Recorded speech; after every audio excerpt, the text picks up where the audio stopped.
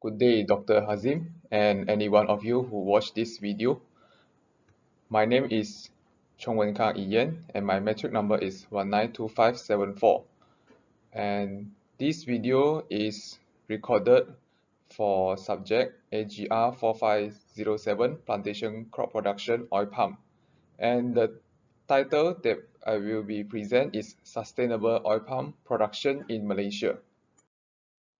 First of all, I will explain about the overview for this presentation.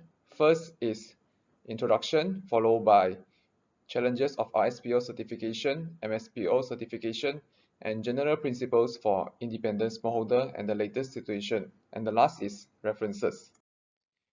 For introduction, the campaign of Western countries NGO to boycott palm fruit oil has becoming a challenge issue to palm fruit oil producing countries like Malaysia and Indonesia. Therefore, the Roundtable of Sustainable Palm Oil RSPO certification was adopted and launched in 2007. However, after launching this RSPO, there are a few challenges of this RSPO certification. First is oil palm growing companies that have yet to migrate completely to sustainable practices. Second is lack of understanding on the longer-term repercussions of anti-palm fruit oil considerations.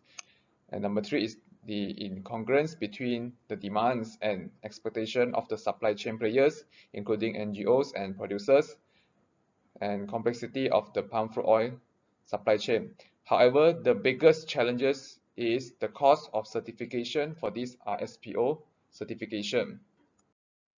Therefore, it have the MSPO certification. What is MSPO certification? Is Malaysia Sustainable Palm Oil.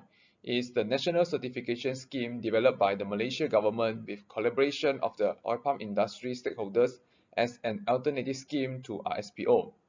The draft Malaysian standard for MSPO was launched on 19 November 2013 during the International Palm Oil Congress.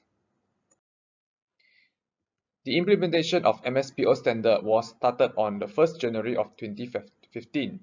During this initial stage, it is on a voluntary basis, and the adoption of the MSPO standard by smallholders become mandatory, effective on 1st January 2020. This is to ensure that industry players, which include independent and organized smallholders, to follow standards outlined to produce sustainable palm oil. These are the general principles for independent smallholders for MSPO. First is management commitment and responsibility. Second is transparency. Number three is compliance to legal requirements. Number four is social responsibility, health, safety, and employment conditions. Number five is environment, natural resources, biodiversity, and ecosystem services.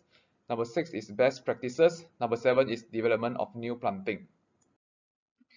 And this is the latest situation for the MSPO certification in Malaysia.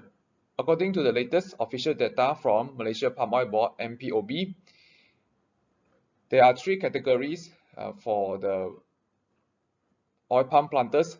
First is independent smallholders, organized smallholders, and big planters. However, for the independent smallholder, only 24% have get the MSPO. Therefore, it is a big challenge for the government to encourage the independent smallholder to get this certification. This is some of the slogan launched by the government and NGO to promote oil palm industry in Malaysia. Previously, we have Sayangi Sawitku, and the latest is Sawi Anugerah Tuhan. I think both of these slogans are good to promote the sustainable oil palm production in Malaysia. I think the most important thing is our country is able to produce the sustainable oil palm so that we can export our oil palm to other countries. These are the references for this presentation. That's all from me. Thank you.